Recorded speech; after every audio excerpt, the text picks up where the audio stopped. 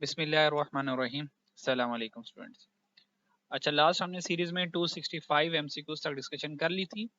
Now in this series we will discuss MCQs from 266 to onward. ठीक है। 266 में examiner कह रहा है if GDP is low the type of unemployment is. अगर जीडीपी हमारी लो है तो इस तरह की अनएम्प्लॉयमेंट को हम कौन सी अनएम्प्लॉयमेंट कहते हैं? तो देखें, जीडीपी को हम नेशनल इनकम भी कहते हैं। जीडीपी को क्या कहते हैं हम? ये हमारी नेशनल इनकम है। अगर नेशनल इनकम कम है तो नेशनल इनकम कब होती है? जब हमारी इकोनॉमी रिसेशन में होती है। ठीक है। तो जब हमारी इकोनॉमी, फॉर एग्जांपल अगर हम ग्राफ बनाएं तो this is our full employment level, ये फुल एम्प्लॉयमेंट लेवल आ गया। तो ये लॉन्ग रन एग्रीगेट सप्लाई, ये शॉर्ट रन एग्रीगेट सप्लाई। और फॉर एग्जांपल हमारी इकोनॉमी इस वक्त इस फेज में है। तो देखिए इस फेज में यहाँ पर आपको पता है कि एक्स एक्सिस में नेशनल इनकम होती है यानी कि जीडीपी होती है। तो अगर जीडीपी हमारी यहाँ पर है, फुल एम्प्लॉयमेंट हमारा लेवल ये है और इस वक्त हमारी जीडीपी यहाँ पर है, तो देखें जीडीपी काफी लो है।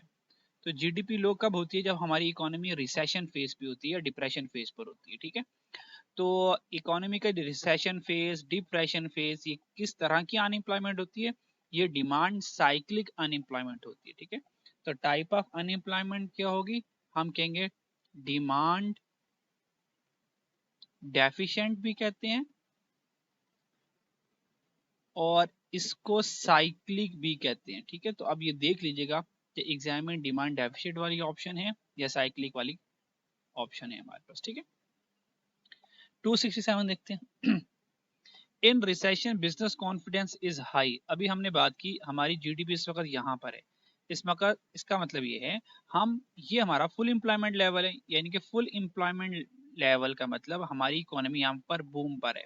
ठीक है, प्रॉस्पेरिटी पर है, पीक पर है। इसका मतलब हम पीक से तो बहुत पीछे हैं। तो यहाँ पे डिप्रेशन और रिसेशन है। तो रिसेशनरी बिजनेस में कॉन्फिडेंस हाई नहीं होता, कॉन्फिडेंस लो होता है। फुल एम्प्लॉयमेंट लेवल पर यानी कि बूम पर कॉन्फिडेंस लेवल हाई होता है। तो रिसेशन में कॉन्फिडेंस लेवल हाई हम कहेंगे गलत बात। तो ऑप्शन कौन सी बनेगी? फॉल्स बनेगी। ठीक है जी। 268 देखते हैं जी। 268 में एग्जामिनर कह रहा है following are item related to balance of payment. ये बैलेंस ऑफ पेमेंट से रिलेटेड आइटम्स हैं। करंट अकाउंट डेफिसिट आ रहा है या सरप्लस आ रहा है बाय रुपीस? बताएं करंट अकाउंट डेफिसिट या सरप्लस है। तो सिर्फ याद रखिएगा हमें करंट अकाउंट रिलेटेड आइटम्स देखनी है। तो ट्रेड इन गुड्स का ताल्लुक करंट अकाउंट से है, ट्रेड इन सर्विस का ताल्लुक करंट अकाउंट से है, डिविडेंड रिसीव्ड इसका ताल्लुक करंट अकाउंट से है, फॉरेन डायरेक्ट इन्वेस्टमेंट इसका ताल्लुक करंट अकाउंट से नहीं है। ठीक है। तो इसका ताल्लुक फाइनेंशियल अकाउंट से है। फॉरेन रिजर्व्स इसका ताल्लुक भी कैपिटल और फाइनेंशियल अकाउंट से है। फॉरेन रेमिटेंस, ये जो फॉरेन रेमिटेंस है इसका ताल्लुक किससे है? इसका ताल्लुक करंट अकाउंट से। ठीक है जी। तो ये फॉरेन रेमिटेंस आपको पता है आपकी सेकेंडरी इनकम होती है। तो ट्रेड इन गुड्स को क्या करना है? माइनस करना है। तो -2902 करें। ट्रेड इन सर्विसेज प्लस है तो हम करेंगे -2902। ट्रेड इन सर्विसेज पॉजिटिव है तो ऐड करेंगे 1210। डिविडेंड रिसीव नेगेटिव है तो माइनस कर देंगे 500। फॉरेन रेमिटेंस 900 है तो 900 ऐड कर देंगे। ठीक है। तो जब इन सबको कैलकुलेट करेंगे तो आंसर हमारे पास आ जाएगा, लेट्स कैलकुलेट बाय योरसेल्फ। तो आंसर आ जाएगा हमारे पास -1292। इसका मतलब बैलेंस ऑफ पेमेंट का करंट अकाउंट होगा वो हमारे पास डेफिसिट होगा। कितने से? तो हम उसको क्या देंगे? -1292। ठीक है। और नेगेटिव साइन लिखिएगा लास्ट। ठीक है। 269 देखते हैं जी। Living standard of people is calculated by. आपको पता है जो लिविंग स्टैंडर्ड होता है जीडीपी के चैप्टर नंबर 5 में रियल जीडीपी जो होता है ये लिविंग ऑफ स्टैंडर्ड बताता है। और इसी रियल जीडीपी में जो जीडीपी पर कैपिटा है ये इससे ज्यादा realistic living standard of people बताता है। ठीक है। तो देख लें जीडीपी पर कैपिटा गिवन है या रियल जीडीपी पर पर्सन गिवन है, दोनों ठीक होंगे। ठीक है। तो रियल जीडीपी पर पर्सन हमारे पास गिवन है। तो रियल जीडीपी पर पर्सन, जीडीपी पर कैपिटा, ये लिविंग स्टैंडर्ड ऑफ पीपल हमें बताता है। नेट नेशनल प्रोडक्ट ये ओवरऑल इंफॉर्मेशन है। नॉमिनल जीडीपी पर पर्सन हम कंसीडर नहीं करते क्योंकि नॉमिनल में हमें पता है इन्फ्लेशन फैक्टर इंक्लूड होता है। तो हमने विदाउट इन्फ्लेशन देखना होता है, वो रियल बताता है। और जीडीपी ये जर्नल्स है। ठीक है। सिर्फ एक्सपेंसेस को ये ऐड ऑन कर रहा होता है, लिविंग स्टैंडर्ड नहीं बता रहा होता। तो लिविंग स्टैंडर्ड हमें जीडीपी पर कैपिटा बताती है। और कौन सी GDP per capita? GDP per capita ये हमें लिविंग स्टैंडर्ड बताती है। और कौन सी जीडीपी? और रियल जीडीपी पर कैपिटा। तो that's option alpha is correct one. ठीक है।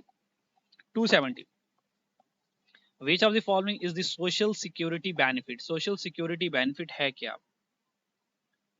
अगर सोशल सिक्योरिटी बेनिफिट को मैं वन वर्ड में एक्सप्लेन करूं तो इसका मतलब होता है खिदमत खल्क। ठीक है, यानी कि आप इंसानियत के लिए फ्री में क्या कर सकते हो। ठीक है, तो हाँ, अगर हम इंसानियत के लिए, इंसानों के लिए, ह्यूमन बीइंग के लिए कुछ फ्री ऑफ कॉस्ट यानी कि मुफ्त में उनको कोई बेनिफिट प्रोवाइड कर रहे हैं, ये सोशल सिक्योरिटी बेनिफिट कहलाती है।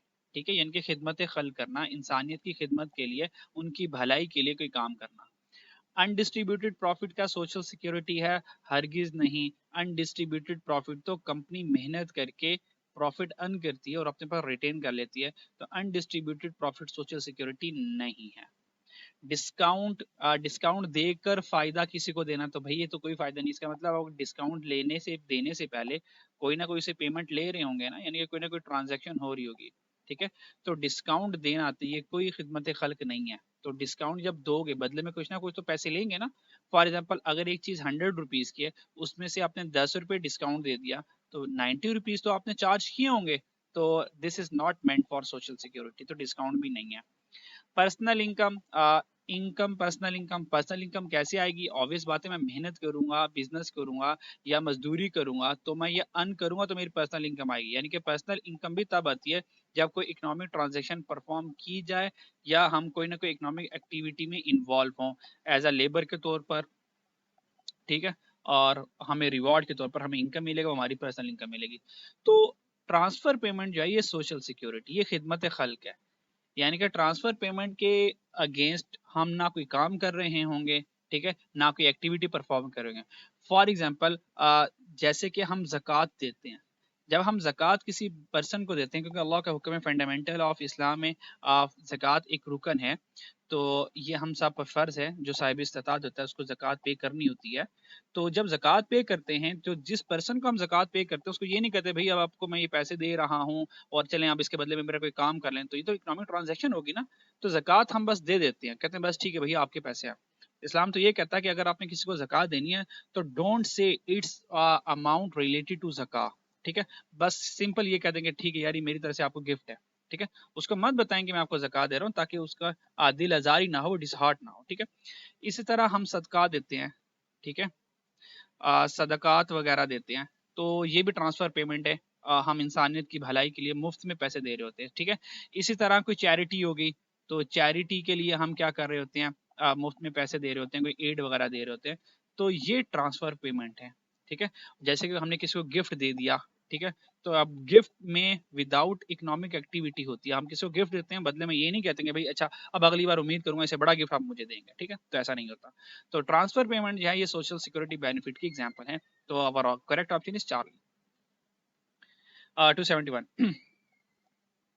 इन short and perfect competition firm enjoy profit where. ये थोड़ा सा ट्रिकी एमसीक्यूज हैं, क्योंकि इसमें इतनी क्लैरिटी नहीं है।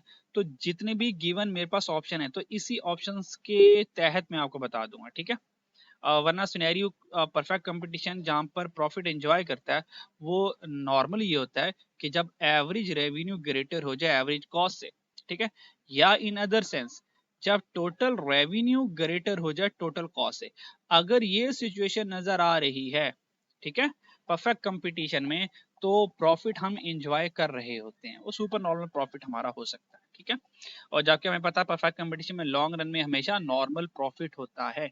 और नॉर्मल प्रॉफिट के लिए ये एक्स्ट्रा है, नॉर्मल प्रॉफिट के लिए average revenue equal to average cost होती है। ठीक है, या total revenue equal to total cost होती है। ये कब होगा?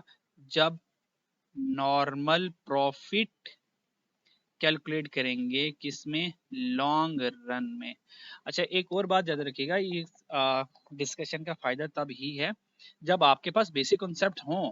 अगर आप डायरेक्टली इन लेक्चर्स को देख रहे हैं या डायरेक्टली सिर्फ इसी को ही अंडरस्टैंड करने चाह रहे हैं, तो हो सकता है कि आपकी टोटली फुली अंडरस्टैंडिंग ना हो, क्योंकि ये जो मैंने क्वेश्चंस रखे हुए हैं ये मैंने जानबूझ के रैंडम बेसिस पर रखे हुए हैं, ताकि एग्जाम में क्योंकि शफल्ड एमसीक्यूज आएंगे तो मैं चाहता हूँ शफल्ड एमसीक्यूज की ही प्रैक्टिस करवाई जाए, ताकि हर एमसीक्यूज में आपका माइंड उस पर्टिकुलर कॉन्सेप्ट पर पहुंचे कि ये पर्टिकुलर कॉन्सेप्ट किस टॉपिक से आया है, किस चैप्टर से आया है, ठीक है। वरना अगर मैं इसी इंपॉर्टेंट क्वेश्चन के असाइनमेंट को अगर मैं चैप्टर वाइज रख देता तो आपका माइंड इतना ना सोच पाता, क्योंकि आपको पता है मैं चैप्टर 1 की प्रैक्टिस कर रहा हूँ तो चैप्टर 1 से रिलेटेड ही माइंड घूमता फिरता रहता, ठीक है। फिर चैप्टर 2 में रहता है, आपको पता है चैप्टर 2 में डिमांड और सप्लाई की बातें, तो इसका मतलब डिमांड और सप्लाई के रिलेटेड ही कॉन्सेप्ट माइंड वहीं पर सर्कुलेट करता। अब आप 270 भी है, आप देखें इस वक्त हम चैप्टर नंबर 5 पर है, ठीक है, चैप्टर नंबर 5 पर है, तो देखें साथ ही चैप्टर नंबर 4 के एमसीक्यूज आगे, ठीक है। और अभी नेक्स्ट क्वेश्चन करवाऊंगा, और जैसे कि मैं दिखा देता हूँ नेक्स्ट क्वेश्चन 272। अब फौरन से last chapter chapter number 13 balance of payment करा गया, तो हमने ये देखना है कि रैंडम क्वेश्चन पर हम किस तरह से बेटर परफॉर्म कर सकते हैं। That's why I said this important question assignment on random basis, ठीक है। चलें जी, back to the question.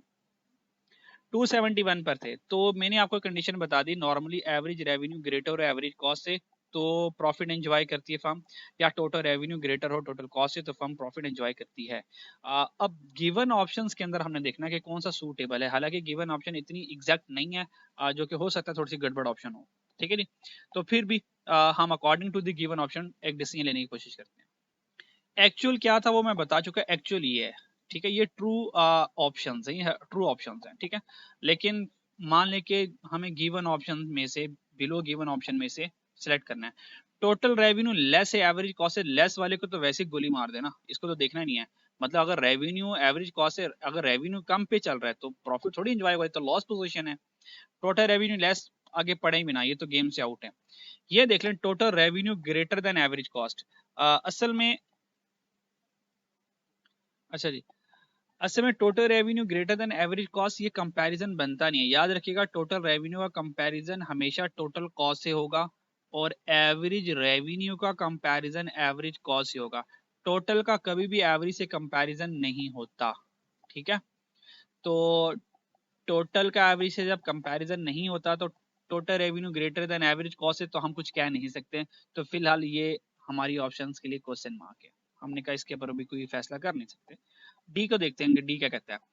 Total revenue greater than total variable cost. अब देखें ये रेवेन्यू भी टोटल में है और ये कॉस्ट भी जो है वो टोटल में है, तो टोटल वर्सेस टोटल का कंपैरिजन कर सकते हैं।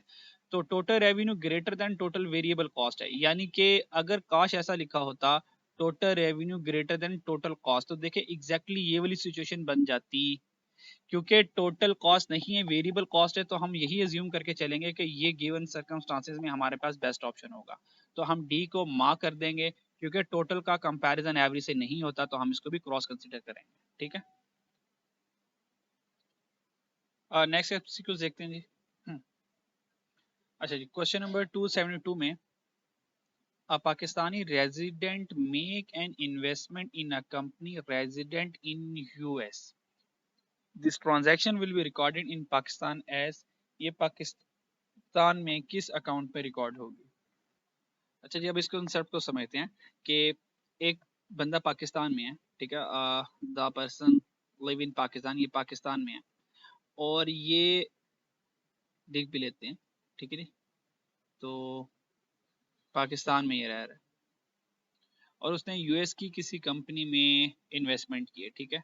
तो ये हमारे पास यूनाइटेड स्टेट है, यूएसए, तो इसकी कंपनी में इन्वेस्टमेंट की है, ठीक है। तो ऑब्वियस बात है जब बंदा यूएसए की ये कंपनी है फॉर एग्जांपल, इसमें इन्वेस्टमेंट करेगा तो जो पैसे होंगे वो पाकिस्तान से जा रहे होंगे, पाकिस्तान से जा रहे होंगे, तो कहाँ पर जा रहे हैं, यूएसए जा रहे हैं, यानी कि पाकिस्तान से पैसे आउट हो रहे हैं, ठीक है। अच्छा जी, तो अगर पाकिस्तान से पैसे जा रहे हैं तो हमें ये पता है कि जब हम बैलेंस ऑफ पेमेंट का अकाउंट बनाते हैं तो जितनी भी गवर्नमेंट के ट्रेयर में पैसे आ रहे होते हैं या जा रहे होते हैं तो वो हमें पता है फाइनेंशियल या कैपिटल अकाउंट्स में होते हैं, ठीक है। तो फाइनेंशियल और कैपिटल अकाउंट ही रिस्पॉन्सिबल होता है फॉरेन के पेमेंट करने में और फॉरेन से जो पेमेंट रिसीव हो रही थी उसको रिसीव करने में, ठीक है। तो क्योंकि ये एक फॉरेन डायरेक्ट इन्वेस्टमेंट है, फॉरेन डायरेक्ट इन्वेस्टमेंट है, क्योंकि एक पाकिस्तानी रेजिडेंट यूएसए में क्या कर रहा है, इन्वेस्टमेंट कर रहा है। तो अगर ये फॉरेन डायरेक्ट इन्वेस्टमेंट है तो ये फाइनेंशियल अकाउंट में आ रही होती है, ठीक है। तो तकरीबन हम फाइनेंशियल अकाउंट और कैपिटल अकाउंट को सिर्फ हमारे सिलेबस की हद तक इसको कॉमन समझ लेते हैं, और जब आप कैपिटल अकाउंट बनाएंगे, ठीक है जी, जब आप कैपिटल अकाउंट बनाएंगे, आपको पता है कैपिटल अकाउंट में अपने अकाउंटिंग पढ़ी है, तो कैपिटल अकाउंट की जो नेचर होती है वो क्रेडिट नेचर की होती है, ठीक है। तो इसका मतलब अगर इस कैपिटल अकाउंट में जो पैसे आ रहे होंगे तो वो क्रेडिट हो रहे होंगे, क्रेडिट वाली साइड पर आ रहे होंगे, और जो पैसे यहाँ से जा रहे होंगे वो डेबिट वाली साइड पर आ रहे होंगे। इसका मतलब पाकिस्तान से पैसे यूएसए जा रहे हैं, इसका मतलब पाकिस्तान अपने कैपिटल अकाउंट को क्या करेगा, डेबिट करेगा यूएसए के नाम से। तो हम क्या करेंगे, डेबिट इन कैपिटल अकाउंट, हम कैपिटल अकाउंट को डेबिट करेंगे, ठीक है। तो ऑप्शन डेल्टा इज करेक्ट। और अगर ऐसे होता, इसका रिवर्स कर लें, और अगर ऐसे होता कि यूएसए से किसी बंदे ने पाकिस्तान में इन्वेस्टमेंट की है, तो देखिए पाकिस्तान के कैपिटल अकाउंट में पैसे आने थे यूएसए से, ठीक है। तो फिर पाकिस्तान वाले अपने कैपिटल अकाउंट को क्या करते, क्रेडिट करते। और ये क्रेडिट किसने किया, क्योंकि यूएसए से डॉलर्स आए पाकिस्तान में। तो यूएसए अगर डायरेक्ट इन्वेस्टमेंट करता है तो पाकिस्तान वाले क्या करेंगे, अपने कैपिटल अकाउंट को क्रेडिट करेंगे। और अगर हम यूएसए में इन्वेस्टमेंट कर रहे हैं क्योंकि हमारे कैपिटल अकाउंट से पैसे जा रहे हैं, तो हम डेबिट करेंगे, ठीक है। Hopes you understand it. Next MCQ देखते हैं। Each and every point on demand कर रिप्रेजेंट, डिमांड कर के हर एक पॉइंट पर क्या रिप्रेजेंट हो रहा होता है, ठीक है। तो ये प्राइस हो गई, ये हमारे पास क्वांटिटी डिमांड हो गई, तो ये हमारे पास क्वांटिटी डिमांड है। हर एक पॉइंट पर क्या रिप्रेजेंट हो रहा था, ये एमसीक्यू है। फर्म इक्विलिब्रियम का ताल्लुक डिमांड से नहीं होता, फर्म इक्विलिब्रियम का ताल्लुक तो marginal cost is equal to marginal revenue से होता है, MC is equal to MR पर फर्म इक्विलिब्रियम पर होती है। और firm equilibrium somehow producer equilibrium भी है, ठीक है। तो ये तो डिमांड कर्व है ही नहीं है, तो ये तो गेम से आउट हो गए।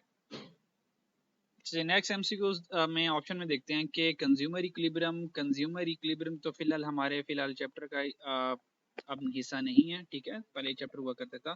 तो ये असल में आता है जब इंडिफरेंस कर्व इक्वल हो जाए बजट लाइन के, तो ये फिलहाल बात हमारे कोर्स में शामिल नहीं है। तो फिलहाल डिमांड का ताल्लुक भी कंज्यूमर इक्विलिब्रियम से नहीं होता, क्योंकि मार्केट इक्विलिब्रियम बेसिस है, क्योंकि जब डिमांड और सप्लाई आपस में इक्वल हो जाते हैं तो वहां पर मार्केट इक्विलिब्रियम बनेगा। तो मार्केट इक्विलिब्रियम बेशक इस तरह से ही बन सकता है, इस तरह से ही बन सकता है। तो पूरी डिमांड कर्व के ऊपर जब जब सप्लाई डिमांड को इंटरसेक्ट करेगी तो वहां पर मार्केट इक्विलिब्रियम बनता चला जाएगा। तो फिलहाल ऑप्शन बी टेस्ट करना, ठीक है। नेक्स्ट एमसीक्यूज में पाकिस्तानी एक्सपोर्ट इंक्रीज, अगर पाकिस्तानी एक्सपोर्ट ज़्यादा होगी तो हम जितनी ज़्यादा चीज़ें बना बनाकर बाहर वालों को बेचेंगे तो बाहर से डॉलर आ रहे होंगे, ठीक है। जब डॉलर बाहर से आ रहे होंगे या फॉरेन करेंसी आ रही होगी तो फॉरेन करेंसी क्या हो जाएगी, हमारे पास फॉरेन करेंसी ज़्यादा हो जाएगी। तो जितनी ज़्यादा चीज़ें बाहर भेजेंगे उतना ज़्यादा बाहर से पैसा आएगा, तो फॉरेन करेंसी क्या हो जाएगी, किधर गया, इंक्रीज हो जाएगी। तो फॉरेन करेंसी यहाँ पे लिख लेंगे इंक्रीज, ठीक है। तो सप्लाई ऑफ फॉरेन करेंसी और इंक्रीज हो जाएगी। तो यहाँ पे फिलहाल लिख लें सप्लाई ऑफ। तो जैसे हम चीज़ें उनको बेचेंगे तो हमारे मुल्क में फॉरेन करेंसी की सप्लाई, तो ये ऑप्शन टिक करेंगे सप्लाई वाला, ठीक है। तो सप्लाई ऑफ फॉरेन करेंसी वो हो जाएगी ज़्यादा। And money supply in the country, और हमारे मुल्क में ओवरऑल मनी सप्लाई क्या हो जाएगी, तो मनी सप्लाई ज़्यादा हो जाएगी। वो कैसे, क्योंकि कुछ हमारे पास लोकल करेंसी पड़ी होगी और फॉरेन करेंसी के आने से ओवरऑल करेंसी जो लेवल है मनी सप्लाई का वो इंक्रीज कर जाएगा। तो दैट्स वाई इंक्रीज और डिक्रीज में हम इंक्रीज को सिलेक्ट करेंगे, और पाकिस्तानी एक्सपोर्ट ज़्यादा होने से डिमांड ऑफ फॉरेन करेंसी ज़्यादा होगी या सप्लाई ऑफ, तो हम कहेंगे सप्लाई ऑफ, ठीक है। लास्ट एमसीक्यूज देखते हैं। 275 in monopolistic competition firm expand output as long, firm ने आउटपुट एक्सपेंड करना है। एक्सपेंड आउटपुट का मतलब है कि फर्म कब और ज्यादा प्रोडक्शन करे, आउटपुट एक्सपेंड मीन प्रोडक्शन को और ज्यादा करे, प्रोडक्शन को इंक्रीज करे। तो M R is equal to A R, इसका एक्सपेंशन से कोई ताल्लुक नहीं है, हमने रेवेन्यू और कॉस्ट का कंपैरिजन करना होता है। M R less than marginal cost, इसका मतलब रेवेन्यू कम है, एडिशनल रेवेन्यू कम है, एडिशनल कॉस्ट है, इसका मतलब additional revenue already marginal cost से कम है, तो हमें तो इस केस में प्रोडक्शन को स्टॉप करना है, ज्यादा नहीं करना, ठीक है, एक्सपेंड नहीं करना, इसमें स्टॉप करना है। M R greater than M C, हाँ अगर M R greater than M C है, फॉर एग्जाम्पल के तौर पर अगर एम आर 12 आ रहा है और एम सी 10 आ रहा है, इसका मतलब है कि हमारा फर्म इक्विलिब्रियम होता है M C is equal to M R पर, ठीक है जी। इसका मतलब फर्दर आउटपुट क्रिएट कर सकते हैं, क्योंकि और ज्यादा अगर चीजें बनाएंगे तो मार्जिनल कॉस्ट हो सकता है इंक्रीज होकर 10 से 11 पर हो जाए, और हो सकता है मार्जिन रेवेन्यू 12 से सॉरी मार्जिन कॉस्ट 10 से 11 हो जाए, और हो सकता है मार्जिन रेवेन्यू 12 से 11 पर हो जाए। तो अगर M R greater than M C है तो हम फर्दर आउटपुट ज्यादा प्रोड्यूस करते रहेंगे, क्योंकि हमारा इक्विलिब्रियम पॉइंट इससे आगे आएगा जहां पर M C is equal to M R है। तो M C is equal to M R, ये हमारा तो फर्म इक्विलिब्रियम पॉइंट है जहां पर मैक्सिमम प्रॉफिट अर्न होगा। तो एक्सपेंशन ऑफ आउटपुट क्या है, where M R greater than M C, और अगर एम आर एम सी से बिलो है तो हमें प्रोडक्शन को डिसकंटिन्यू कर देना, फॉरन से स्टॉप कर देना है। और प्रॉफिट मैक्सिमाइजेशन कहाँ पर होता है फर्म का, मोनोपोलिस्टिक में, जहां पर M C is equal to M R equal हो जाए। तो here is our right answer, Charlie our is right answer. ठीक है, तो आज के लिए इतनी डिस्कशन काफी है, तो नेक्स्ट वीडियो में इंशाल्लाह ताला 276 से ऑनवर्ड हम डिस्कशन करेंगे। अपना ख्याल रखिएगा, अल्लाह हाफिज।